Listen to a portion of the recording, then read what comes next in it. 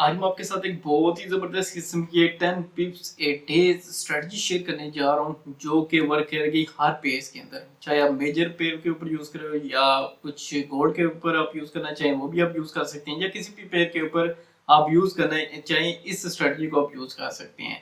लेकिन इसके ऊपर आपने कुछ एंट्री पॉइंट, एग्जिट पॉइंट और कुछ बाय सेल स्टॉप को आपने लाजमी ध्यान में रखना है। तो हर स्ट्रेटजी का एक रूल होता है, एक एंट्री पॉइंट होता है, तो उसको आपने जब तक अपने ध्यान में नहीं रखना तब तक आप एक सक्सेसफुल ट्रेड नहीं कर सकते। तो उन चीज़ों को ध्यान में रखने के लिए जो जो मैं पॉइंट बता रहा होता हूँ, आपने इस पॉइंट को सही तरीके से समझें और पूरी वीडियो देखा करें ताकि आपको सही तरीके से इस स्ट्रेटजी की समझ ला सकें। और मेरे YouTube चैनल को आपने लाजमी सब्सक्राइब करें और शेयर करें, लाइक करें। चलिए मैं स्टार्ट करता हूँ।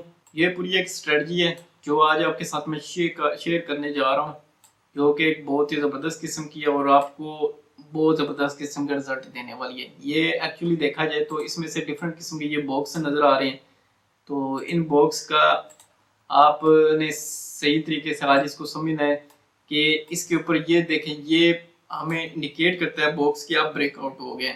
वैसे तो बॉक्स जिधर भी होगा आपने एंट्री कहाँ से लेनी है, एग्जिट कहाँ से लेनी है, ये मैं आपको आज बताता हूँ स्टेप बाय स्टेप करके। ये इसमें से मैंने मूविंग एवरेज यूज़ की हुई है और मूविंग एवरेज को यूज़ करके एक तो मैंने मूविंग एवरेज को पहले देखा है, दूसरा बॉक्स के देखा हुआ है कि कब जहाँ जहाँ से ब्रेकआउट होगा वहाँ से हमारी एंट्री होनी है। चाहे अगर अभी करंट सिचुएशन के अंदर अगर देखें तो यहाँ से हमारा बाय का ब्रेकआउट हुआ है, तो बाय का ब्रेकआउट हुआ है तो यहाँ से हमारी बाय की एंट्री लगेगी। और अगर स्टॉप लॉस अगर मैं इसका लगाना चाहूँ तो अगर यहाँ से हुई है तो स्टॉप लॉस मेरा इस कैंडल के नीचे होगा, जहाँ से हमारा जो भी इसके ऊपर प्राइस करंट चार्ज होगी इसका ऊपर आपने स्टॉप लॉस रख लेना है और आपने टीपी इसका डबल कर लें। जितना आपने स्टॉप लॉस रखा है उसका आप डबल 40 पिप्स 50 पिप्स जो भी आपने रखना है, जितना स्टॉप लॉस होगा उसका आप डबल कर लें, स्टॉप लॉस उतना रख लें। अगर नहीं भी रखना स्टॉप लॉस तो नेक्स्ट आप वेट करते जाएं जब तक मार्केट का ट्रेंड चेंज ना हो बाय या सेल में, तब तक आप वेट कर सकते हैं। अगर उसको भी नहीं आपने करना तो जितना आपने टीपी ऐसा रखा उतना टीपी रख, उतना टीपी डबल रखें, उतना ही नहीं बिल्कुल रखना। तो ये उसको भी आप कर सकते हैं। मैं टाइम फ्रेम कौन सा यूज़ कर रहा हूँ, M30 का। तो M30 के हिसाब से अगर देखा जाए तो आपने 35 पिप 40 पिप्स का टीपी रख सकते हैं, क्योंकि ये स्कैल्पिंग के लिए, शॉर्ट टर्म की ट्रेडिंग के लिए बेस्ट टाइम फ्रेम है। तो इसका आपने ये चीज़ एक याद रखनी है कि एक रूल और दूसरा ये, जब भी आपका देखें कि ये मूविंग एवरेज के ऊपर मार्केट ये हो गई है जैसे जा रही है, तो तब आपने बाइंग करनी है, सेलिंग नहीं करनी। क्योंकि मार्केट अगर नीचे होगी तो हम ये देखें जहां से मार्केट नीचे आई है तो तब हमने सेलिंग को एक्यूरेट, मतलब 90% एक्यूरेट इसके ऊपर फिर सेलिंग की आप बनती है ट्रेड। वरना अगर ऊपर जा रही है तो कोशिश करें कि बाय का, अगर ऊपर है तो बाय बाय करते जाएं, बाय करते हैं, सेलिंग की तरफ आपने नहीं जाना। तो बाय आप करें, बाय का अगर ब्रेकआउट हो तो बाय आपने करनी है। जैसे यहाँ से भी देखें कि यहाँ से ब्रेकआउट हुआ ही नहीं है बॉक्स के अंदर तो मार्केट ऊपर गई नहीं है, लेकिन यहाँ से देखें तो मार्केट नीचे गई है, लेकिन जहाँ से आके हमारा सही एक्यूरेट हमें सेलिंग का सिग्नल मिला है। तो इस चीज़ को आपने, इन चीज़ों को लाजमी ध्यान में रखना होता है कि जहाँ से भी आप देख लें कि बाइंग का स्ट्रॉन्ग है, बाइंग का स्ट्रॉन्ग है, ये भी बाइंग का स्ट्रॉन्ग है, तो आपने मार्केट जब तक इस लाइन से ऊपर रहेगी आपने बाइंग करनी है, इससे सेलिंग नहीं है, आप सेलिंग की तरफ आपने जाना ही नहीं है। ये समझ लें आपके ये बाय जोन है, ऊपर का जोन ये बाय जोन हो गया। तो इसमें से अगर देखें तो ये डिफरेंट किस्म के मैंने मूविंग एवरेज की यूज की हुई है। एंड के ऊपर इस वीडियो के ऊपर मैं आपको ये भी बताऊंगा कि कौन कौन से मूविंग एवरेज हैं और कौन कौन से इसके पीरियड रखे हुए हैं। तो वीडियो को स्किप नहीं करना आपने। और बहुत सारी एग्जांपल मैं इसके ऊपर आपको समझा सकता हूँ। जैसा कि आप देखें कि यहाँ से ये अगर मार्केट में भी फिलहाल देखें, यहाँ से हमारा सेलिंग का तो ठीक है, हमें सेलिंग का ये बता रहा है, लेकिन सही सेलिंग का हमें इस मिली है। देखें जैसे ही इसने इस लाइन को क्रॉस किया है मूवी, कितनी ज़्यादा फिर मार्केट एक्यूरेट किस्म के नीचे गिरी है, 1-2 पॉइंट नीचे मार्केट में गिरी है।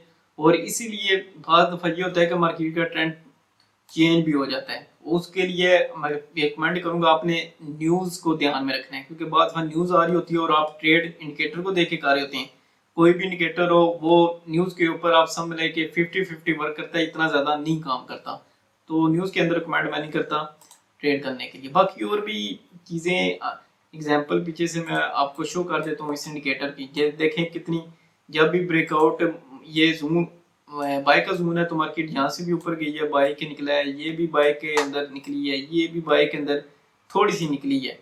तो इसलिए मैं कहता हूँ आप स्टॉप लॉस यहाँ से आपका बनता है ये वाला, क्योंकि लास्ट लो ये थी। तो देखें अगर एक दो, ये दो हमें टीपी हिट करके गई हैं तो एक हमारा एसएल लग गया, तो इससे कोई फर्क नहीं पड़ता। ओवरऑल आप फिर भी मार्केट में प्रॉफिट के ऊपर ही हैं।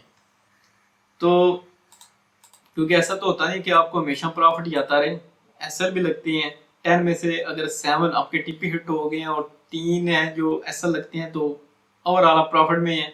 तो इसी का नाम ट्रेडिंग ही है फॉरेक्स का। तो और भी बहुत बहुत सारी एग्जांपल हैं, जैसे ये देखें मार्केट, यहाँ से भी मार्केट एक दफ़ा ठीक ठाक गिरी थी क्योंकि सेलिंग जोन के अंदर, ये तो ऑलरेडी सेलिंग के अंदर है, तो मार्केट ठीक ठाक ओवरऑल आपको टीपी हिट करके ही गई है।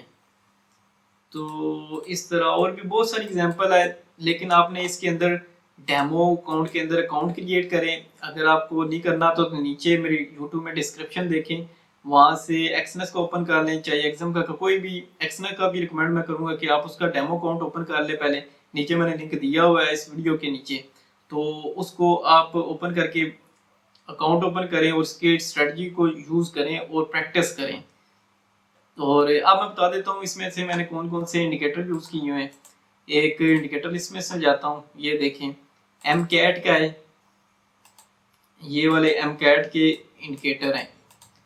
तो ये आप टाइम, इसका स्क्रीनशॉट आप ले लें, ईएमए पीरियड जो भी मैंने रखा हुआ है एम कैट में, तो आप इसको यूज़ करके आप भी लगा सकते हैं।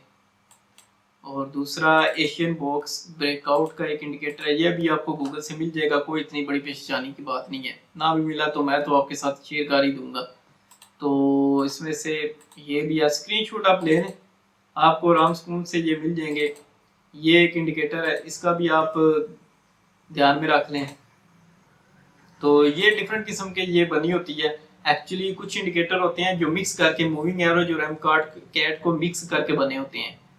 तो जैसे ये मूविंग एवरेज और एम कैट को मिक्स करके बने होते हैं, वो स्ट्रेटजी को मजीद स्ट्रॉन्ग करने के लिए बने होते हैं, तो आपने इससे परेशान नहीं होना।